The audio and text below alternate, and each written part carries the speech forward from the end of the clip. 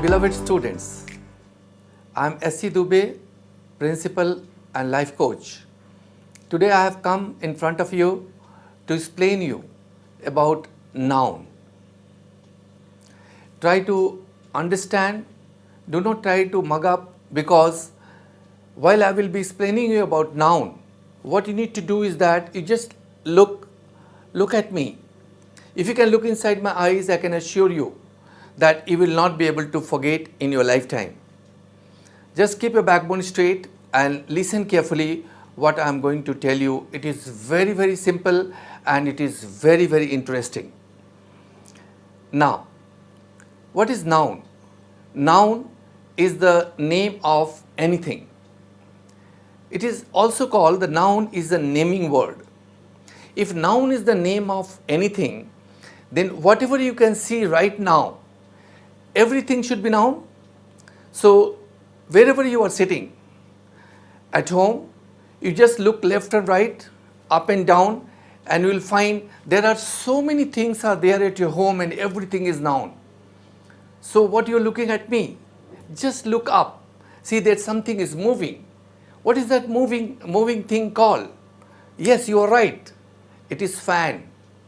And now you are sitting on a bed, bed is a noun, and on the bed there is a pillow, pillow is a noun. Now you'll find there is a chair at your home, there is a sofa, there is again table, and so many things near the door and window. You find that a piece of cloth, something is hanging, that is called curtain. The curtain is also a noun. So there are so many things are there at home. You have books, you have pen, you have pencil, eraser, ruler, rubber, so many things, and all these materials are noun. So you can imagine that what a simple concept noun is, that noun is the name of anything. Whatever you speak, whatever you see, everything comes into the category of noun. So by looking at your face, I can easily understand that you have already understood the concept of noun, and in fact that you know already about noun. Let me be more specific about noun so that your concept becomes more and more clear. A noun is the name of a person, place, animal or thing. So one by one, let us understand. Noun is the name of a person. So it means the name of any person that comes into the category of noun. Now let me ask you, what is your name? Yeah, say a little louder. Fine. Just now what you have told, that your name you have told. So your name is also a noun. You are sitting along with whom? You are sitting with a father? Yes. With a mother, brother, sister. They are all part of noun. You are sitting on a bed. That is also noun.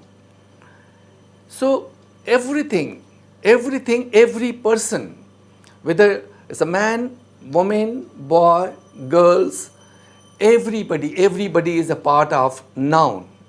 Now I told that noun is the name of a person, then place. Now you stay in Howrah district. So this Howrah is also a part of noun. Now Calcutta is also a part of noun. River Ganga, noun. River Ganga. Qutub Minar is also a noun. Whether it is Delhi, Bombay, Calcutta, Howrah, any place you name it, it is all noun. So noun is the name of a person, place I have told. Now animal or thing. Animal, you name any animal or bird, that is dog, cat, tiger, lion, or any animals, whether it is monkey or donkey, everything is noun. Now it is an animal, name of the animals. Now name of a thing. You have so many things at home. If you just look at the materials and you start naming those materials, you will find you will have plenty of examples.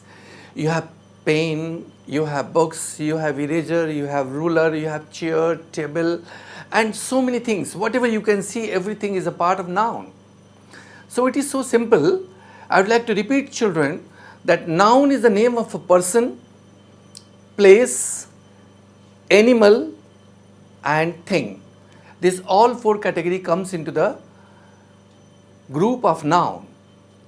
Now children, after definition of noun, I would like to discuss with you the kinds of noun. How many types of nouns are there? There are 5 types of noun. The first is proper noun, and second common noun, third is collective noun, fourth material noun, and fifth is abstract noun. So let me explain you one by one. The first one is proper noun. Proper noun is the name of a particular person, place, animal or thing. I would like to repeat, listen carefully. Proper noun is the name of a particular or specific person, place, animal or thing. Now, how can you understand this particular or specific? I would like to give you one example. Imagine, suppose if I say that the boys stand up. All the boys stand up or just boys stand up, then what do you mean? Boys stand up means that all the boys of a particular class will stand up. And if I say Ravi stand up, do you think all the boys will stand? No. Only Ravi will stand because I am talking about a specific child, a specific boy. If I say Ishika, what are you doing? Then only Ishika will give me the response. But if I say girls, what are you doing? Then all the girls will give the response. So whenever we will talk about a specific person, that comes into the category of a proper noun. But it is not only a person, but a specific person, a specific place. Suppose if I say that Calcutta is a big city. I'm talking about a city named Calcutta, which is a big city. But if I talk about in general that cities are the place where there is a plenty of opportunity of business, or there are many cities in India. So here we are not talking about a particular city, that Calcutta, but we are talking about all the cities, city in general. So when we will talk about a particular place, then it comes into the category of proper noun. If I say that there is a mall, Avani Mall, there is a Avani Mall in Howrah. So I'm talking about a place, specific place, that is Howrah, and a specific mall, that is Avani Mall. So when you talk about a specific place, that comes into the category of a proper noun. Now, a specific animal. Suppose you talk about dogs are barking, and again you say Brownie is barking. When you are saying Brownie is barking, you are talking about one particular dog whose name is Brownie. You are not talking about all the dogs. So here you are talking about a specific animal. Now think, you can say that we write with pen. When you say we write with pen, you are not talking about a specific pen. All types of pen comes into this category. But the moment you say that I write with link pen, or I write with Pantone pen, when you talk like this, you are talking about a specific pen.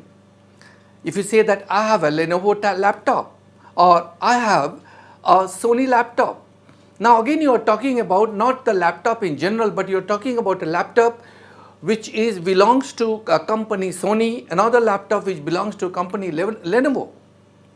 So when you are talking about a specific person, a specific place, a specific animal, or a specific thing, then it comes into the category of proper noun. Suppose you have gone to buy something in a stationery shop. You can't say just give me a pen. Then the shopkeeper will get confused. You have to use a proper noun. You have to talk about give me a link pen or give me a Renault pen. Then he will understand what is your demand. So it has very much practical utility in day-to-day life. So whenever you talk to somebody, use proper noun and be specific. When you be specific, there will be more and more clarity in your conversation, and people will give better response to you while using the proper noun in your day-to-day conversation of life. Second category is common noun. Common noun is the name of a person, place or thing of same kind or class. Remember, this same kind or class is very, very important, because it needs to be the common. The name itself of this noun is common. So whenever you will talk about common noun, you need to give an example which belongs to the same kind or same class. As for example, like suppose if you are talking about that India is a big country, or India is my motherland. You're not talking about all the country of the world, but you're talking about one country, that is India. And when you say Delhi is the capital of India, you're talking about not all the cities, but you're talking about one city, that is Delhi, which is the capital of India. So dogs, common noun. Brownie dog is a proper noun. Again, cities, city common noun, but Calcutta is a proper noun. Country common noun, but again the moment you say India is a proper noun. So when you are specific, proper noun, and when you talk about common, that becomes a common noun. So here is the little difference between common noun and proper noun. Now students, I would like to explain you the next one, collective noun. A collective noun is a group or collection of similar person or thing. The word collective comes from the word collection. So it is a collection of similar person or thing. As for example, like suppose if I say army of soldier. So army means a group of soldiers. When I say that a gang of thieves, so it means a gang means a group of thieves. So these are the words which is used for showing the collection of person. Now collection of animals, like suppose if I say a flock of goat, a flock of sheep, this is the word which is used for the collection of animals. Now collection of things, a library of books, or if I say that there is a bunch of flower, there is a bunch of flower. Now here bunch stands for there are varieties or many flower, a group of flower it denotes. So it shows also a collection of flower. So wherever there is a collection or group of the material or the group of the person or thing, it comes into the category of collective noun. Now students, you can see material noun. Material noun is a matter or substances by which things are made. The word itself material shows that material comes from the word matter, and the matter consists of solid, liquid and gas. It means all the solid, all liquid and gas comes into the category of material noun. So things or substances by which materials are made, that comes into the category of material noun. As for example, gold, ornaments are made with that. Silver, ornaments are made. Iron, there are so many materials, including even the buildings are made with the help of iron. Now you find that these are the materials, these are the solid material. Now milk, sweets are made with the help of milk, curd is made with the help of milk. So this is the liquid material. Gas, oxygen, we breathe in oxygen. So oxygen also comes into the category of this noun which is called material noun. So in material noun, solid, liquid, gas. These are all comes into the same category. So with the help of those materials, you'll find many things are made. So any matter or substances, with the help of what many things are made, with the help of that any things are made, is called material noun. So material noun is a noun which consists of matter or substances by which many things are made, like gold, silver, ornaments are made. Again, milk, sweets are made, and water we drink, and oxygen we breathe in. So whether it is solid or whether it is liquid or gas, these all things comes into the category of material noun. Noun. Now look at abstract noun. The word abstract itself means an idea without having any physical existence. So abstract noun, it denotes that it is a quality, state or action. Abstract noun denotes a quality, state or action. Since it does not have any physical existence, you cannot touch, you cannot see, but yes, you can feel, but it exists. As for example, honesty. Honesty, you cannot touch, you cannot see, but yes, you can feel. Love, you cannot touch, you cannot see, but you can feel. So these are the things. There are certain things in the life which does not exist physically, but you will be able to feel that. You can't see, you can't touch. And abstract noun again is a state of being. As for example, childhood. You can see a child, but you can't see the childhood. So childhood, youth, that is also a part of abstract noun. Now, next I have told action.